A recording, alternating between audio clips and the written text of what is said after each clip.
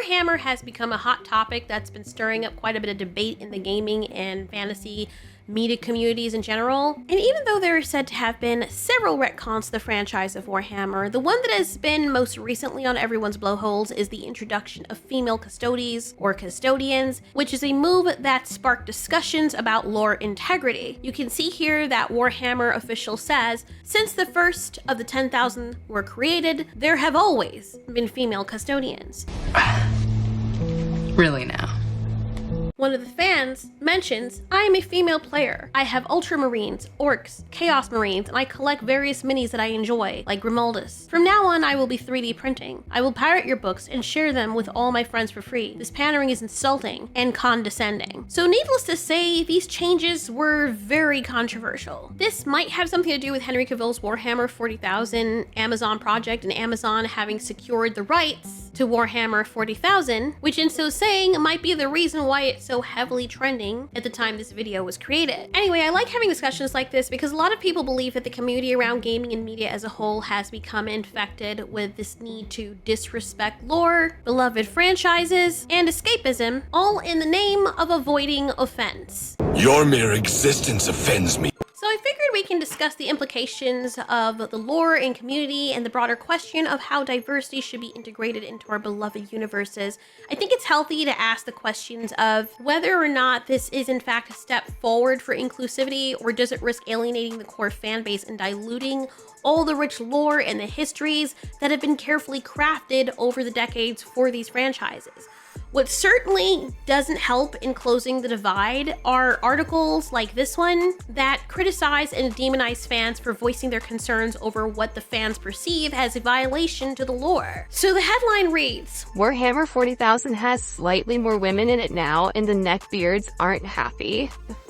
We're still not at female space marines, but give it time. Firstly, calling fans neckbeard, which is a slur towards those in the geek or gamer communities, to insinuate that they're socially inept, unhygienic, or misogynistic, not only generalizes a diverse group of fans, but it also just dismisses their concerns or criticisms as just mere bigotry or they're backward thinkers. It's also very childish coming from journalists, and the irony is this very approach is in and of itself bigoted. It's very dismissive, and it alienates people who might have legitimate concerns about changes in a franchise that they love. Remember that women, like the person whose tweet I showed earlier, and people from all walks of life are fans of these franchises as well. The headline is also very disingenuous because it's framing this issue as simply about gender and implying that any opposition to it is unreasonable or rooted in sexism. And by doing that, you're failing to engage with potentially complex reasons behind why people are so upset. You know, concerns about lore consistency, or how the franchise's narrative is being handled, or how these changes have been introduced in the first place. Articles that use headlines like this to clearly provoke a reaction rather than foster meaningful discussion only serves to drive people further away from seeing any credibility in journalism. And that's why people don't take your craft seriously. Let me say it again because they seem to be so surprised. This is exactly why respect for your craft has been dwindling. How can we take you seriously when you show no interest in engaging in real discussion, choosing instead to blatantly insult anyone you disagree with without fully understanding the issues that they're having? And then you wonder why people are turning to YouTubers or more relatable sources for their information and discussion. Anyway, I want to start off by making it clear that I'm relatively new to the Warhammer universe. I know about it and I've been somewhat aware, but my knowledge doesn't go deep. I've only picked up what bits and pieces my friend has shared with me, which barely scratches the surface but made me interested. So my focus here isn't to lecture you on every detail of the lore, but rather to discuss the principle of maintaining lore integrity and why it's critical for franchises. Mishandling it usually sends fans heading for the hills. That being said though, check out Sandman of Terra. He has a well put together video called The Story and Lore of Warhammer 40,000 with animations, every faction explained, the whole timeline. And everybody is saying saying that this has really helped them, and I intend to watch this as well. So in franchises with long-standing traditions and established lore like Warhammer 40,000, and even franchises like Doctor Who, changes to fundamental aspects such as the gender of central characters can indeed cause controversy among fans. The core issue often lies in the perceived consistency and continuity of the story's universe. Firstly, when developers or writers introduce significant changes like gender swaps in characters that have historically been depicted in a specific way, it often is going to turn off fans because to them, it appears to contradict the established lore.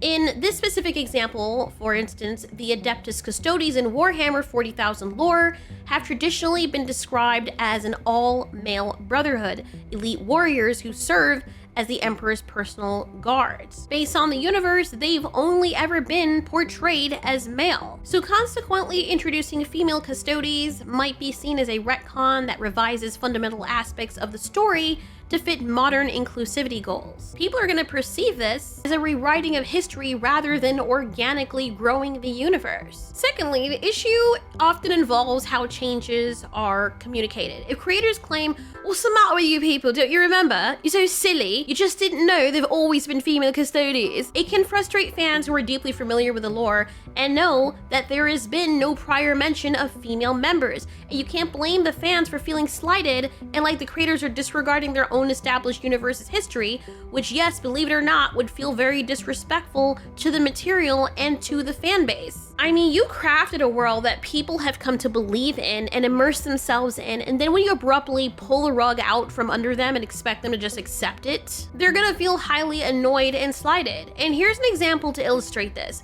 I understand that this comparison might seem extreme, but it follows the same framework for the discussion. Now imagine you're fully immersed in a fantasy realm named Canius, where every creature from the talking fauna to the flying, slithering, and aquatic beings are all variants of canines. This rich tapestry of warrior dogs has evolved into diverse species like foxes, jackals, and the others we're familiar with, but even more fantastical beasts, all sharing a canine ancestry, or more specifically, canine features. Now consider this.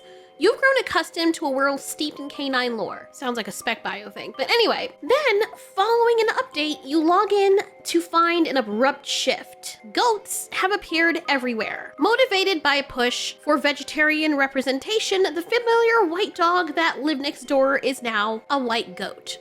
This sudden change disrupts the foundational lore you've come to understand, replacing it without warning. So how would you react to such a transformation?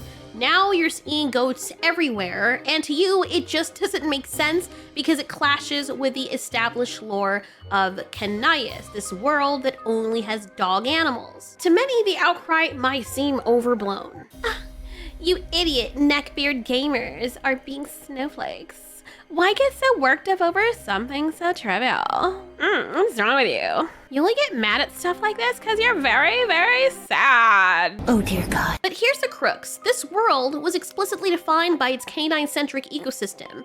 That's what it was built on, and that's what its lore was centered around. Rather than it creating a new game or storyline expansion that builds thoughtfully on the existing narrative, it feels like the developers took a shortcut. Then they further alienate the fans by claiming, "Silly pigeon titty squeezers, goats have always been a part of this canine world," which contradicts the previously understood lore. Yeah, okay, even though the lore never explicitly stated goats cannot exist in this world, it was clearly implied that every creature was a derivative of canines. So this kind of change not only disrupts the lore, but it seems to dismiss the foundational elements that the world was built upon. Is it really then justifiable to gaslight your fans and outright insult them when they raise legitimate concerns? Consider a hypothetical game primarily aimed at a female demographic, which guys could also enjoy. And in this game's universe, women possess superpowers due to a specific mutation, making them the guardians of the galaxy or the world or what have you. Then out of the blue, the devs decide to sprinkle in some guys with powers too. When fans get all puzzled and speak up, they're brushed off with a snarky, "We'll stop being such man-hating idiots. Guys have always had powers too, you just didn't see them." Are you fucking shitting me? They just drop this bomb like it's no big deal, rewriting the backstory on the fly. why? How do they expect fans to swallow all of that sudden length and girth when they're not used to that? This approach not only undermines the established lore, but it also belittles the fan base's understanding and the connection of the narrative. And yes, I understand on the flip side of that, we have to remember that worlds like Warhammer 40,000 and Doctor Who are made to be flexible, maybe, or they can be flexible. They're just creations of the imagination meant to change and grow. Look at Doctor Who, for example. So if anybody's gonna shut up, it's you! The Doctor can regenerate into a new form, which gives them a plot device to switch up genders. This kind of change is supposed to keep the series fresh and draw in new viewers. But in reality, how many times can you keep changing things up from what the universe standard is before it starts to get annoying? It's especially confusing and understood as more of a slight when you observe that it appears as though there's already a brotherhood and sisterhood within the universe of Warhammer 40,000. Now, correct me if I'm wrong, but the long-standing wiki, not the one that was recently updated, but all the others that existed before claimed this. The Adeptus Custodes, renowned as the Brotherhood of Demigods, notice it says Brotherhood, the Golden Legion, and a host of other titles, including the Custodian Guard, the Guardians, the Emperor's Saints, the Watchers of the Throne, the Thousand Companions, the 10,000, but most commonly known as Custodians, are the guardians of the Imperial Palace and the Golden Throne, as well as being the personal bodyguard to the Emperor. Due to the vast size of the Imperial Palace, the Custodes always act as a defensive army. Together with the Sisters of Silence, they represented the talons of the Emperor, being the right hand of the Emperor. For much of their history, the Custodes rarely left the Imperial Palace and even more rarely left Terra. It is the Adeptus Custodes that decide who may enter the throne room of the Emperor and when. Such is their authority in this matter that Space Marines and Inquisitors must kneel before them. Custodians are the mightiest of mankind's warriors. They are, to the Space Marines, what those transhuman warriors are to common guardsmen, an elevated elite whose raw strength and willpower are wholly insurmountable. So you'll notice down here also, again, it says conflicting sources. And here, when you click on that, you will see that the conflicting source was just added at the time it was announced that there have apparently always been female custodians. Even when you look back, fans will tell you that there is no mention of female custodes, and they appear to be male only. As I've read before, they're even referred to as a brotherhood. Again, Brotherhood of Demigods. I also find it very confusing for someone who's brand new to this, why they would have the Sisters of Silence, which are only women, and then encroach upon a group of characters who have ever only been depicted as male by putting women in there already when it's already been established that they're a brotherhood. The Sisters of Silence, here's what their wiki says. The Sisters of Silence, also known as Anathema Psychana, I hope I'm pronouncing that properly, or Silent Sisterhood, notice there's a disparity there. We have brotherhood and sisterhood. Brother means male, sister means female. Anyway, they are an ancient anti-psychic militant order. They are the militant arm of the Adeptus Astra Telepathica and are internally referred to as the organization's Departamento Investigates. However, their affiliation with this body is largely symbolic, and in truth, they are the autonomous military force answering directly to the Emperor and the Lord Commander of the Imperium. Together with the Adeptus Custodes, they represented the talons of the Emperor. Again, together with the Custodians, they represented the talons of the Emperor, with the Sisters as the left hand of the Emperor. Fragmenting after Horus Heresy, they were brought back under Imperial control by Rebolt Gilliman, I'm pretty sure I'm butchering that name, in M42. Their ranks consist entirely of blanks. Are they placing males in the Sister of Silence group? That's not very inclusive, is it? Even though the change isn't inherently bad, which funny enough, the change has only been made to the male version of this. But anyway, the real issue is how these changes fit into the narrative that people already know, into the lore that people already know of Warhammer. The big question is whether these changes actually make the story better, or if they just feel forced and fake. The way these changes are thrown at us really matters because it can seriously affect how the audience takes them in. When you bring significant changes like gender shifts into a story, they need to respect the existing lore while adding something new and valuable. There's a fine line between innovation, and then staying true to the original content. When you do it right, it can rejuvenate the franchise. But if it's done wrong, it can push away the core fans. The success of these changes really hinges on how sensitively creators handle the lore and blend new elements into the established world. The way that Doctor Who handled it was very poor, and that's why people rejected the first female Doctor. The transition was marred by overt preachiness and marketing that emphasized breaking the glass ceiling, suggesting that the female Doctor was now overcoming a barrier simply because she presented as female, and they went so ham with this that it turned everyone off. This approach not only alienated fans, but it also distorted the character's essence. Further, it was so cringy, oh my god. Then when the series reverted to a male Doctor that everyone loved, the narrative unfairly criticized him, insinuating that because he was male presenting, he was inherently less capable or understanding. And that scene was disgustingly cringy. I also did a review of that on this channel so you can check it out, but good grief. Here's an excerpt. Thing is wrapped around your cortex. Yes, we know. We know everything. Thanks. And you know nothing. It's a shame you're not a woman anymore. She'd have understood. We've got all that power, but there is a way to get rid of it. Something a male-presenting Time Lord will never understand. Oh my fucking god. I would have done well to never see that or hear that again, but I had to make my point. You can't blame fans for being pissed off when they perceive changes as being forced or very poorly thought out, which also lack genuine care or integration into the story. And these kind of experiences make fans warrantedly wary of future changes, fearing they will follow a similar disrespectful pattern. You know, once bitten, twice shy kind of situation. Lore is the backbone of any speculative fiction universe. Fans often invest deeply into the world, its rules and its history, which is a good thing. You want your consumers and your fans to do this. When changes are made that seem to contradict or disregard established lore, it feels like the consistency and integrity of the universe are being sacrificed for external reasons, sinister reasons. Obviously, now you break the immersion of this universe, which was the primary draw for your fans in the first place. You want your audience to deep dive into your universe, but then you go and shatter the very fantasy you've crafted, yet somehow you expect everyone to just stick their heads back in the sand as if nothing happened. Yeah, that never works. It doesn't take a genius to see that these changes often reek of political motivation, which leads to a rift within the community and feelings of betrayal and anger. It completely drains the fun and the immersion out of what was supposed to be a great escape. More often than not though, when these changes flop, it's because they are infected with a blood-filled tick of tokenization. Because of course, checking boxes is way more important than genuine storytelling. Tokenism is the practice of taking actions to make an organization appear equitable and equal, i.e. not racist or sexist, to avoid criticism or to meet a diversity quota. Nigga shit, nigga shit, nigga, nigga, nigga shit, nigga shit, nigga shit, nigga, nigga, nigga shit. For example, hiring or promoting people from underrepresented demographics or minority groups, you know, just for the sake of doing it simply because they're from those groups so that they don't appear to be prejudiced, not because they actually aren't. So suddenly, female Custodes in Warhammer have always existed out of thin air, right during a super touchy era where every franchise seems to be doing the same retconning pig fisting. Yeah, that smells like tokenization, which, surprise, surprise, doesn't really do any real favors for real diversity.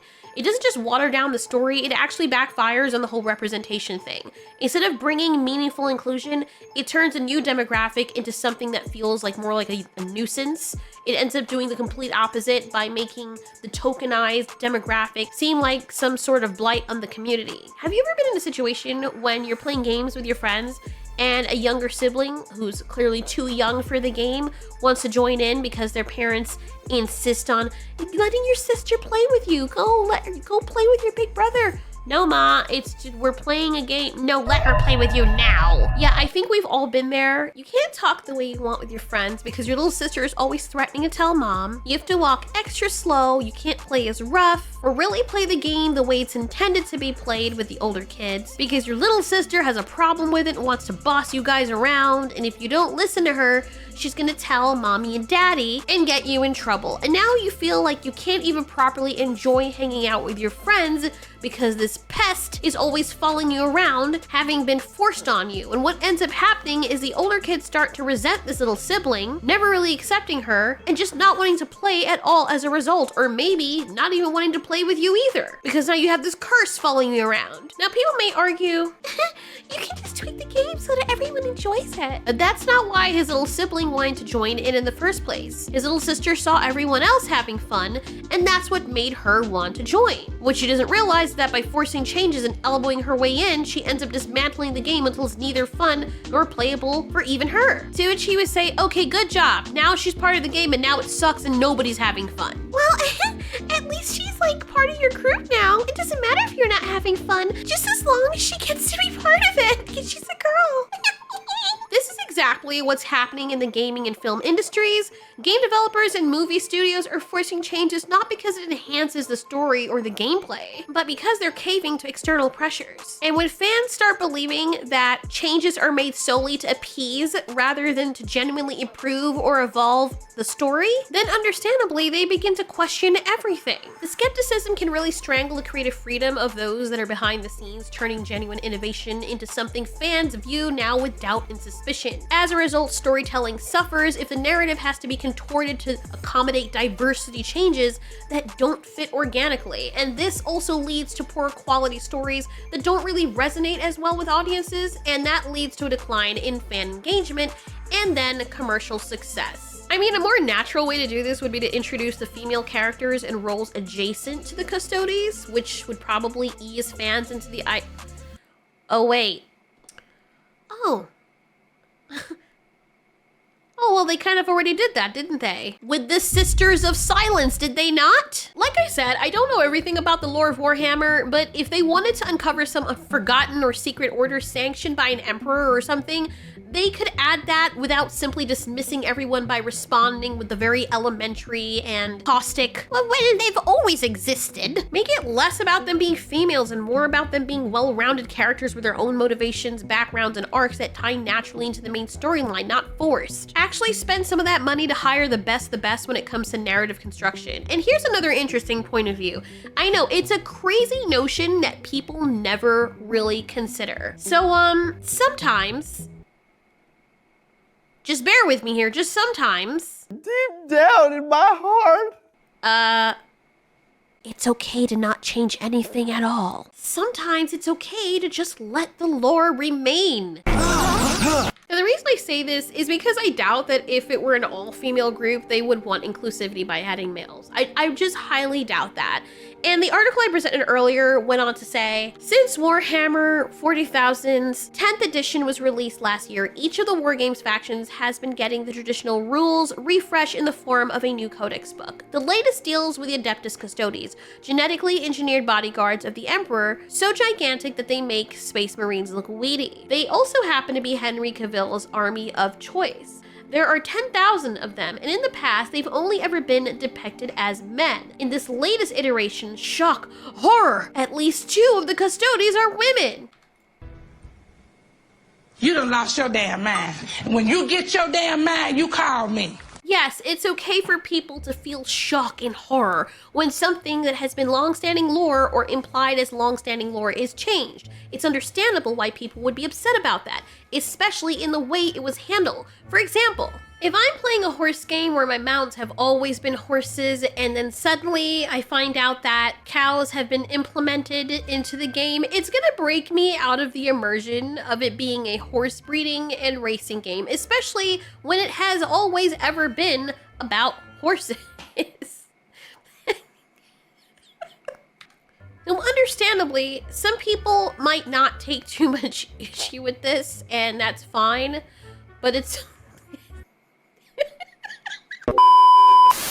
it's totally unfair for us to just dismiss those who do take issue with it, especially given the current climate in gaming and the vilification of people who, I know, shocking, expect quality in their gaming lore and consistency. And please, as women, I think it's important for us to understand that men can have their own things. There have been many games, movies, and TV shows, like Wonder Woman, for example, where a race of secluded people with power were only women. There are so many countless stories I've read, movies I've watched, and TV shows I've seen where witches or certain powerful beings were only women. If there was a man, it would usually be some kind of fluke or an issue that they had to address. But it was made clear that it wasn't the norm and it wasn't something that always existed. Even if they were writing that into the story, they usually made it engaging and not lazy with a write-off like, oh, this? Oh, don't pay attention to this. Like, it was always a thing, girl. I don't know, you're in touch with dementia. Everyone else knows. When they've already established through implication that it's always been women.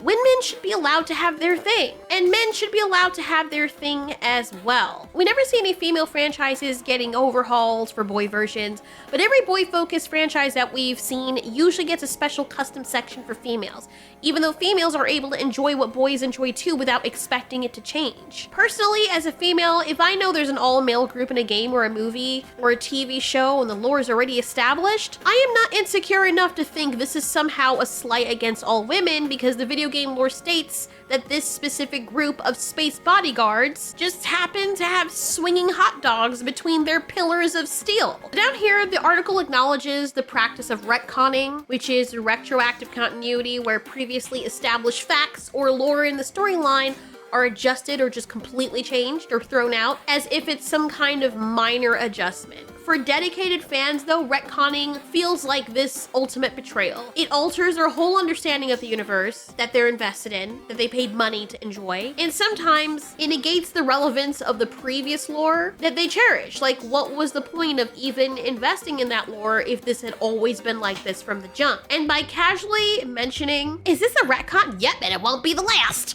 You pesky gamers. The article, obviously, or the person who's writing this article is trivializing fans' attachment to the consistency and continuity of the lore and making it seem as though it's a bad thing. In other words, this thing that you've known and enjoyed for all this time suddenly was a lie this whole time. Just be okay with it. Why are you so surprised? Why is it upsetting? And that's really dismissive to fans who value lore and integrity, and it's interpreted as suggesting that fans shouldn't be concerned at all about these changes. Don't mind that this might significantly affect their experience and whether or not they enjoy the franchise. Describing the lore as fluid implies that it's subject to frequent and potentially whimsical changes like the ones we've just seen. While long stories naturally change over time, saying that their lore is flexible can make them seem less believable. It comes off as though their world is just a loose set of rules that can be changed anytime rather than a deeply developed universe. And this makes the story feel less engaging and serious.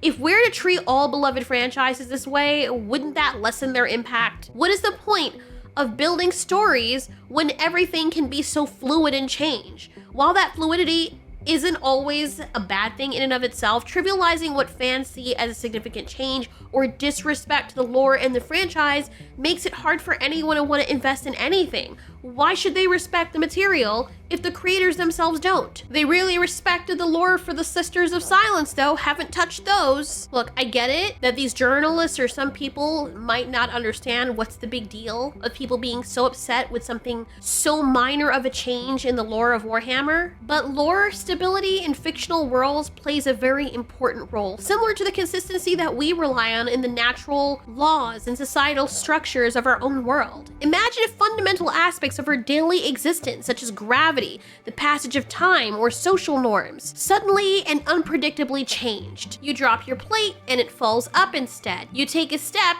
and your knee bends backward instead of forward. Your eyes don't see color the way they usually do. And your whole world literally looks upside down. The faces of people around you look inside out, and you wake up to realize that your dog, your mom, your brother, and your sister never existed. You're in some kind of world where they were never a thing. Maybe you're shorter. Maybe you wake up one day with a completely different identity and you're dying because you have stage 4 cancer. Constellation is a great show if you want to get an idea of what that's like. The resulting disorientation and uncertainty would fundamentally disrupt our ability to function and plan for the future. Here's a deeper look on why stability in lore is so important, drawing parallels to our own experiences in the real world. So again, just as we depend on the consistent behavior behavior of natural laws like gravity that ensures that we stay firmly on the ground and don't float upwards, fans of a franchise rely on lore to remain stable and consistent. This reliability allows fans to understand and predict the universe's workings,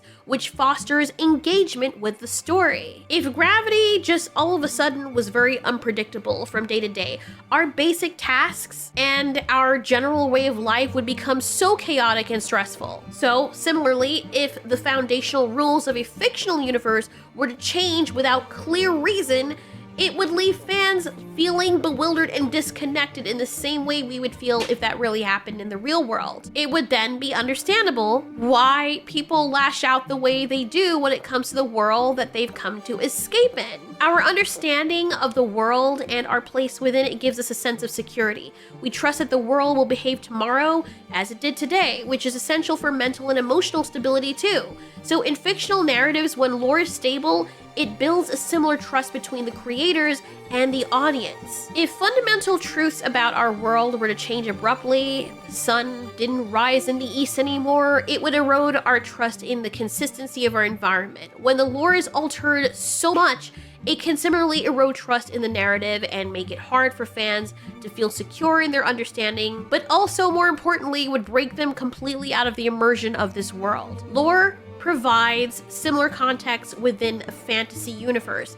It shapes the identities of the characters and the nature of their society. And if you just go and just change lore without careful integration, that's going to disrupt the communal and cultural understanding among fans. That's who humans are as a species. They require psychological stability, whether it be a fictional universe or not. Games work because they are believable, and for that moment you can escape and believe that what you're seeing could be real. So if the lore is now subject to change at a whim or it's fluid, it undermines the ability to anticipate or speculate about future storylines. It messes people up and it makes them less interested because it's too unstable. The article seems to brush off criticism by pointing out that the changes to the story have happened before in the franchise, instead of addressing why this specific change is controversial. It just labels the critics as just a vocal minority, which could upset dedicated fans who do have legitimate concerns about the story's consistency and quality. Now, if it is indeed a vocal minority, and yeah, most people don't have a problem with it, that's understandable. I guess the only way to really tell is with the financial success or lack thereof of the franchise as time goes by. But here's one thing that you should take away from all of this. Remember, as trivial as this may sound to those who are not immersed within the gaming franchise or community, keep in mind that what you see as gamers isn't a monolith. For many people, gaming really is their own escape. As I said, there are people from all walks of life who are gamers. For a child or a man with progeria, these worlds could be his only escape. And he needs the ability to feel as though they're so real, so when he goes into them, knowing he doesn't have long to live, or he is bound by his challenges physically, that can be his life outside of the reality he lives every day. For someone battling depression who doesn't have the money to go to a therapist, or who struggles with dark thoughts of ending his life, this might be the only thing keeping him tethered. For people with psychological issues, having a stable and reliable world in the lore might be their lifeline. Now look, I'm not saying that the developers are responsible for these people, but just keep in mind that it's more than just neckbeards playing video games. For many people, it's more than just mere enjoyment. It is their world outside of the harsh reality that they live in. For people like me, when I was a little kid, it was my escape from the harsh realities of living in a home where I was afraid all the time. What helped was knowing how my game worked inside and out. Again, I'm not saying that you can't add new things to the lore, but fans can tell when you're not being sincere, especially given the response from the creators. Just remember that it is the fans that you depend on for your success. And once you've reached the top, the larger you are and the higher you climb, the farther you fall and the harder you hit the ground when you realize that the very thing that was propping you up in the first place is no longer there because you've chased it away. And that thing, that structure, that lifeline is your fans. I live inside my own world of make-believe. Kids screaming in their cradles, profanities. Some days I feel